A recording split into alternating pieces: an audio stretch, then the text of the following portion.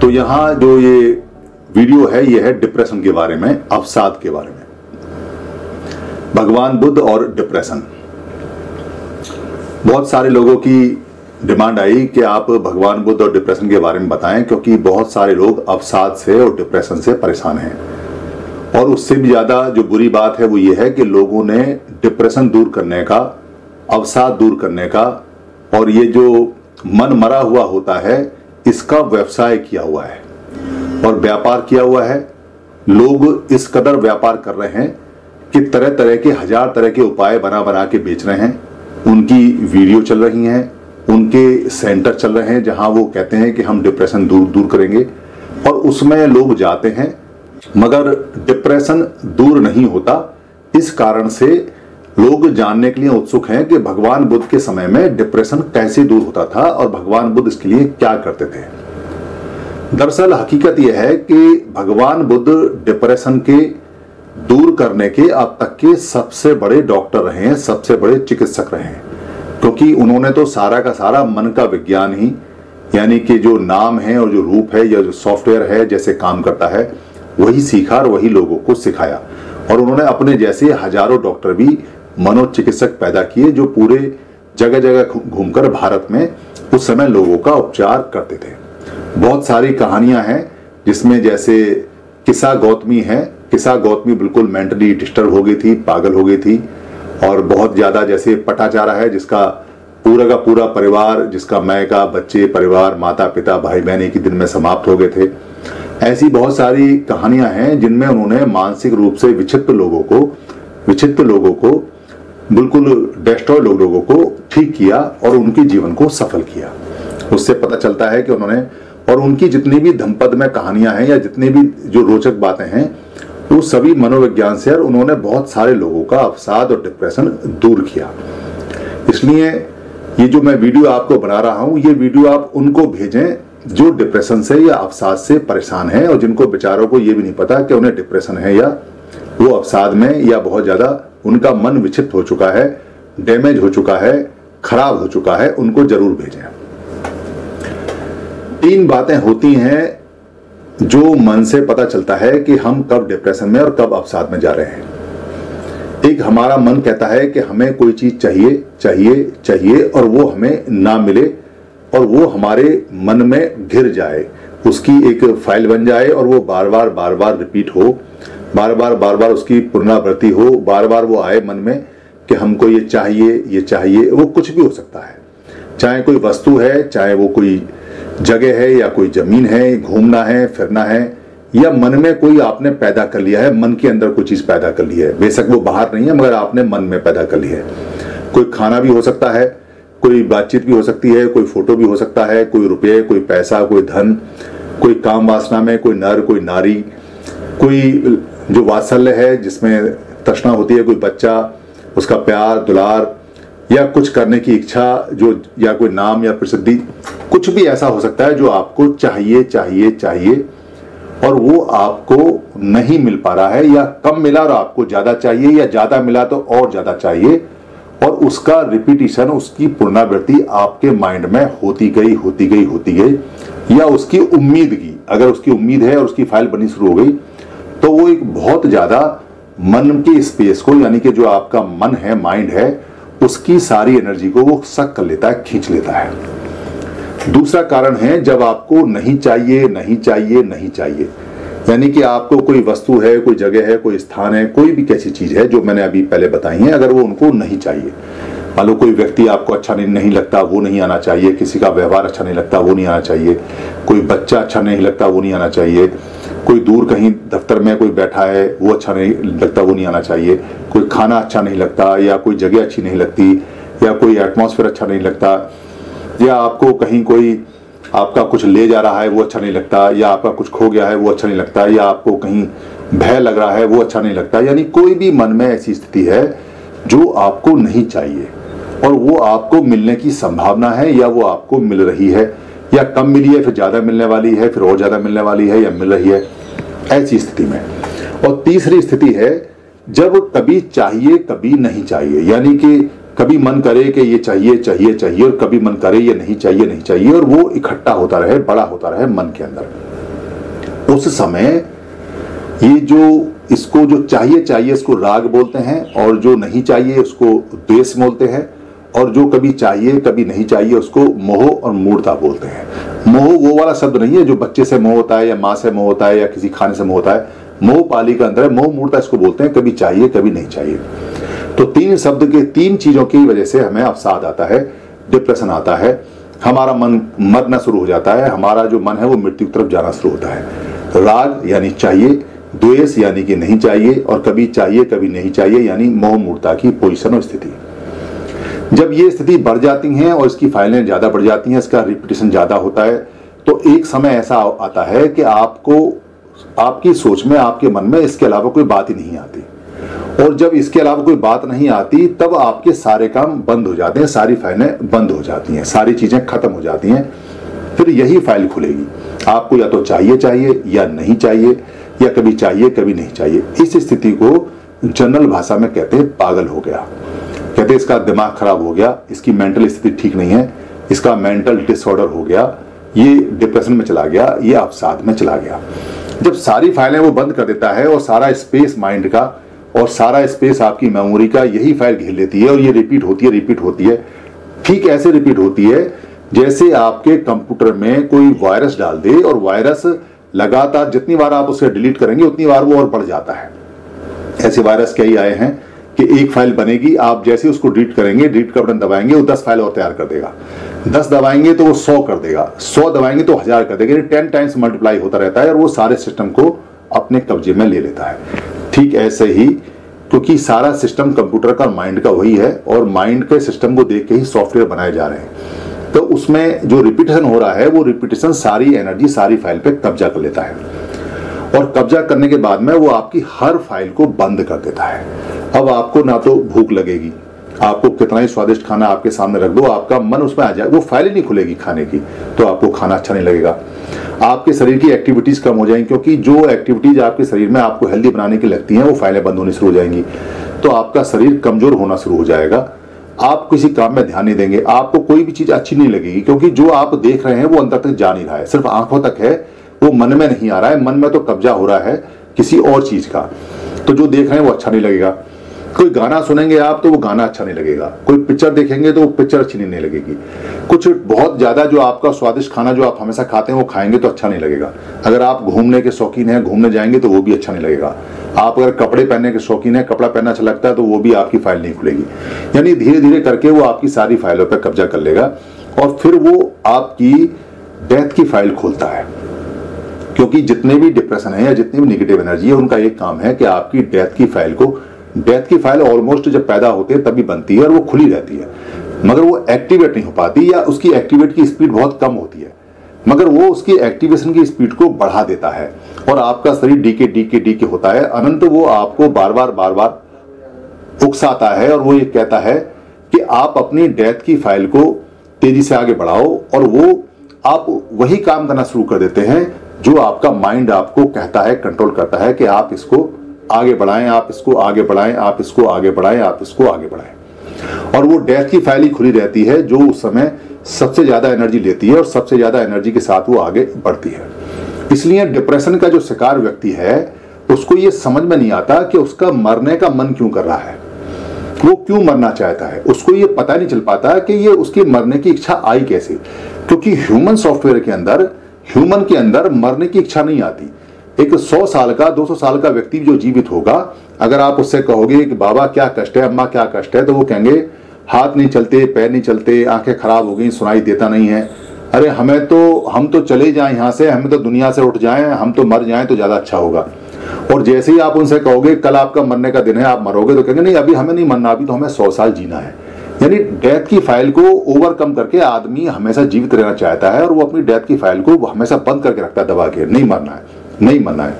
मगर डिप्रेशन में उल्टा हो जाता है, डिप्रेशन में आपके जो जीने वाली फाइल है वो उस पर भी कब्जा कर लेता है डिप्रेशन।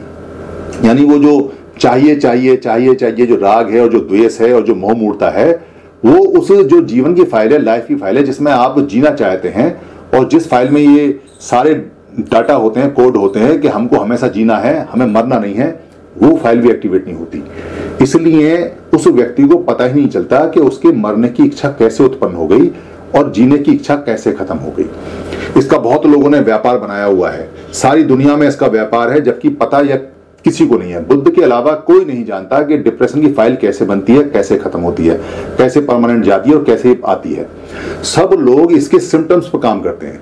कहते हैं अच्छा आपको खराब लग रहा है तो आप कोई गाना सुन लीजिए, ऐसा कीजिए, अपना मनपसंद गाना सुन लीजिए। कोई कहेगा कि एक काम करो अपने दोस्तों से मिल लो, कोई कहेगा कि अपने दोस्तों को फोन कर लो, कोई कहेगा कि एक काम करो शराब पी लो, कोई कहेगा कि सिगरेट पी लो, इससे ठीक हो जाओगे, कोई कहेगा कि यार दोस्तों के साथ बाहर घुमाओ, कोई कहेगा कि काम वासना में चले जाओ, रंगरीलियां मना लो, थोड़ा सा चेंज हो जाएगा, कोई कहेगा कुछ पैसा खर्च करके शॉपिंग कर लो, कोई कहेगा कुछ नया कपड़ा पहन लो, कोई कहेगा चलो पार्टी में चलो, वहां गाना वाना खाना, दारू वारू पीना, ठीक हो जाओगे। 50 तरह की बात है। कोई कहेगा कि पानी पियो, कोई कहेगा गाना खाओ, कोई कहेगा जोर से चिल्लाओ, कोई कहेगा अपना मनपसंद का पढ़ो। ये सारे सिम्टोमेटिक हैं, छोटा सा इलाज है। जब तक आप उसमें इन्वॉल्व रहेंगे तब तक के लिए वो भी चांस है।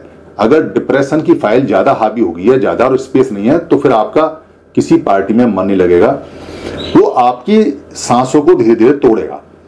डिप्रेशन की फाइल जब बंद हो जाती है तो आपको सांस लेने में भी दिक्कत आनी शुरू हो जाती है। आपको बार बार ऐसा लगेगा जैसे आपको सांस नहीं आ रही है। हकीकत में होता यह है कि डिप्रेशन की फाइल इतनी बड़ी और हैवी हो जाती है कि वो पूरे ब्रेन पे कब्जा कर लेती है और ब्रेन को उस समय ज्यादा ऑक्सीजन की आवश्यकता चाहिए। तो आपको उस समय ज्यादा ऑक्सीजन की आवश्यकता होती है, तो ज्यादा ऑक्सीजन के लिए ज्यादा ब्लड की आवश्यकता होती है। तो ब्लड के लिए हार्ट पंप करेगा तो ऐसा लगता है कि जैसे हमारा हार्ट फेल होने जा रहा है, हमें बेचैनी हो रही है और हम उस समय बहुत परेशान हो जाते हैं।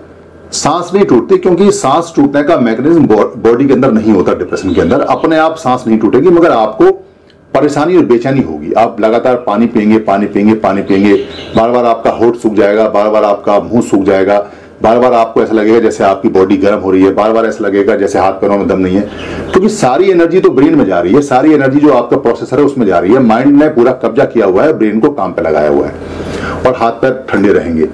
ये डिप्रेशन का एक होता है। डिप्रेशन में बहुत सारे सिम्टम आते हैं। कई बार डिप्रेशन में उग्र भी हो जाता है आदमी, क्योंकि वो सोचता है, जबरदस्ती अपनी फाइल खोलने की कोशिश करता है, तो कहता है कि मैं इस डिप्रेशन को पूरी तरह से खत्म करूंगा, अब मैं लड़ूंगा और अब मैं ऐसा सोचूंगा। तो वो उल्टे काम करने की कोशिश करता है ताकि उससे निकल जाए, यानी उस फाइल से निकल जाए। इसलिए वो ऐसी हरकतें भी करेगा जिसमें वो इन्वॉल्व हो जाए और उसका माइंड इन्वॉल्व हो जाए, मगर ये बहुत छोटे पीरियड के लिए रहेगा और आपका नुकसान हो जाएगा।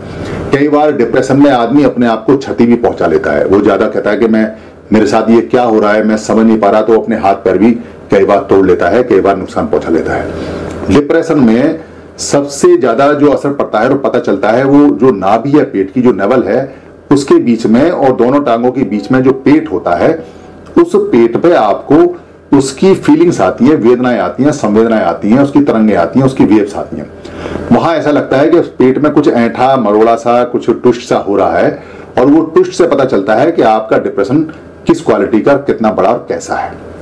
डिप्रेशन में आप सोने की कोशिश भी करेंगे तो नींद नहीं आएगी, जागने की कोशिश करेंगे तो आप जाग नहीं पाएंगे, क्योंकि आपकी नींद वाली फाइल और जागने वाली फाइल सब ओवर पावर हो चुकी हैं, सारी कंट्रोल में जा चुकी हैं। डिप्रेशन का साइकिल 8 में होता है, यानी कि वो बार बार रिपीट होता है और उसी में घूमता रहता है। उससे निकलने का रास्ता अमूमन किसी के पास होता नहीं है। और डिप्रेशन को जब तक आप स्वीकार नहीं करेंगे, जब तक आप एक्सेप्ट नहीं करेंगे कि मुझे डिप्रेशन है, अवसाद है या मैं फंस चुका हूं, तब तक आप उससे लड़ भी नहीं सकते, क्योंकि आप उसे मानेंगे नहीं और वो अपना काम करेगा। तो उसकी तो जीत हो जाएगी कि वो लगातार बढ़ता रहेगा और आप उसको मान ही रहे। जब मानेंगे नहीं तो उसका इलाज भी होना मुश्किल है।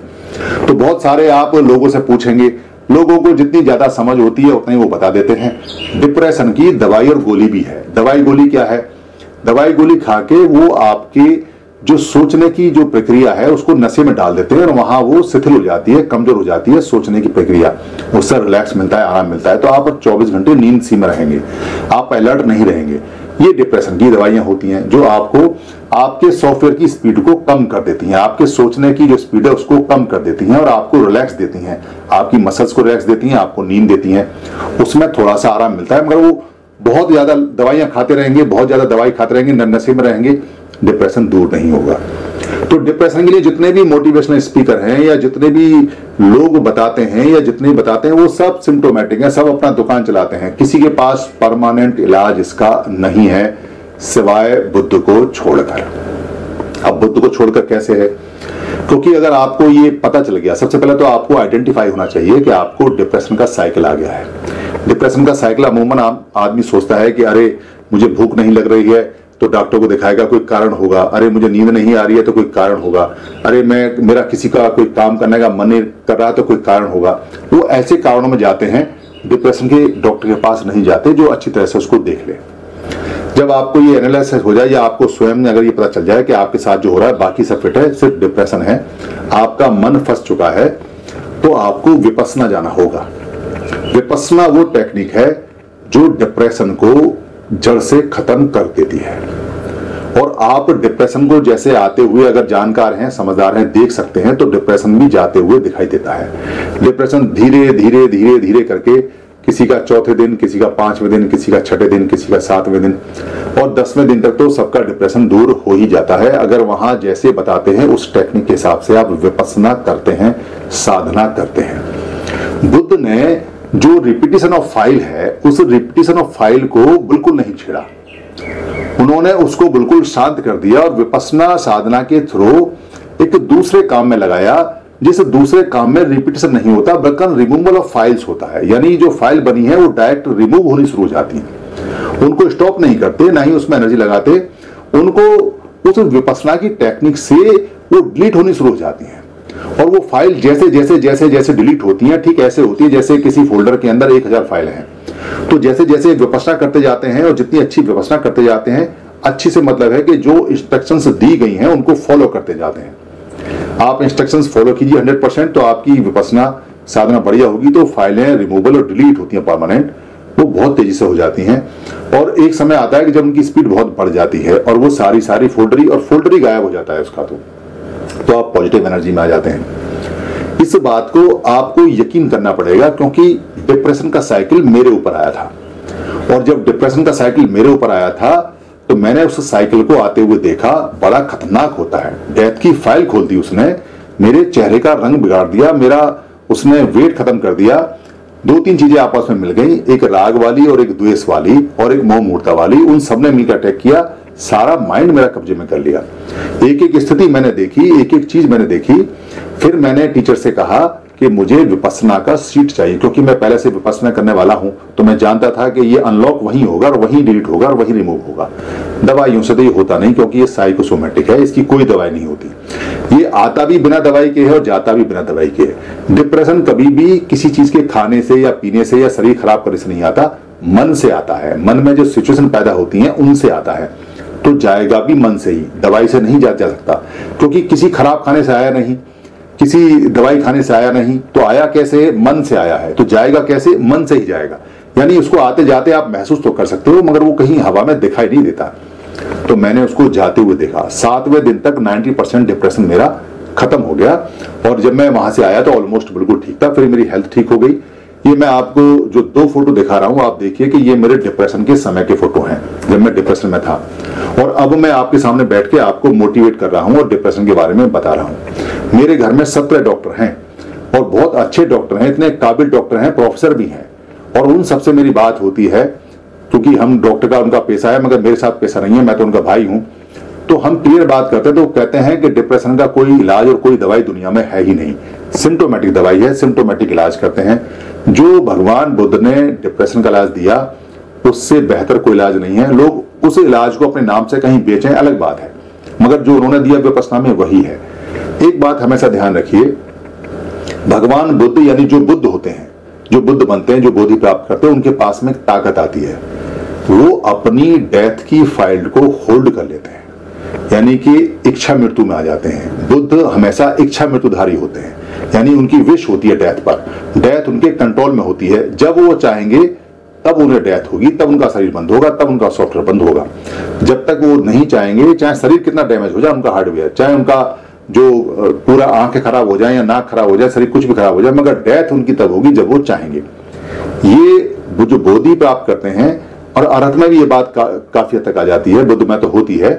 तो इच्छा मृत्यु उन्होंने 4 महीने पहले कहा था कि अब मैं वैशाख पूर्णिमा को अपना शरीर छोड़ दूंगा, और वैशाख पूर्णिमा की रात के अंतिम पहर में उन्होंने अपनी सांस बंद कर ली, अपने आप बंद की है। तो जो व्यक्ति अपनी डेथ फाइल को होल्ड कर सकता है, वो एक एक फाइल को रीड करता है तब कर सकता है। उन्होंने अपनी सारी फाइलें रीड की, उन फाइलों को रीड किया, उनको रीराइट किया, उनको फिर डिलीशन किया, उनको एडिशन किया, उनका सबट्रैक्शन किया, वो सब कर सकते थे। उन्होंने अपना जो सॉफ्टवेयर था उसको प्योरीफाई किया, सारी जितनी भी उसमें वायरस थे वो निकाल दिए, इसलिए वो शुद्ध हो गए और प्योर हो गए, और प्योर होकर उनका सॉफ्टवेयर काम करने लगा। इसलिए ये थ्योरी बिल्कुल ठीक है। जिसको आजमानी है, जिसको डिप्रेशन है, जिसको परेशानी है, बिना सोचे बिना समझे सीधा Vipassana centre vipassana.org by SN Goenka, सिर्फ SN गोयनका वाले में जाए, बाकी में तो व्यापार भी हो सकता है, वहां फ्री है। आप जाइए, 10 दिन लगा के आइए। बहुत सिंपल छोटी छोटी एक्सरसाइज हैं।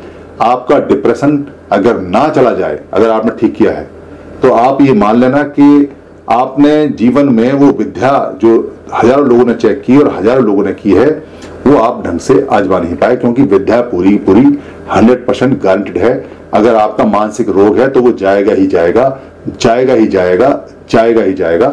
धन्यवाद।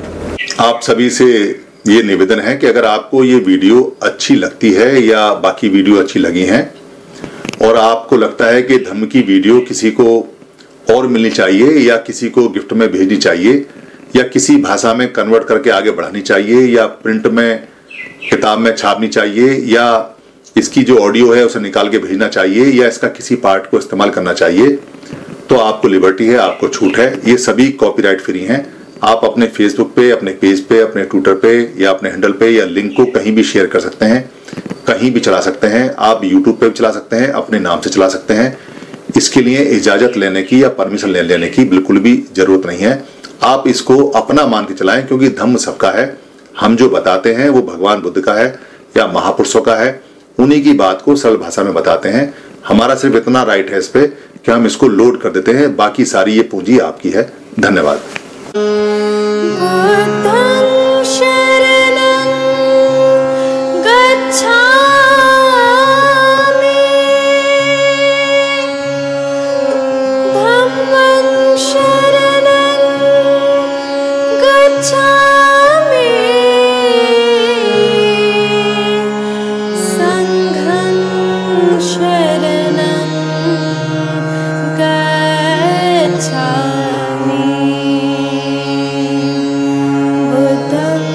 शरणं गच्छामि।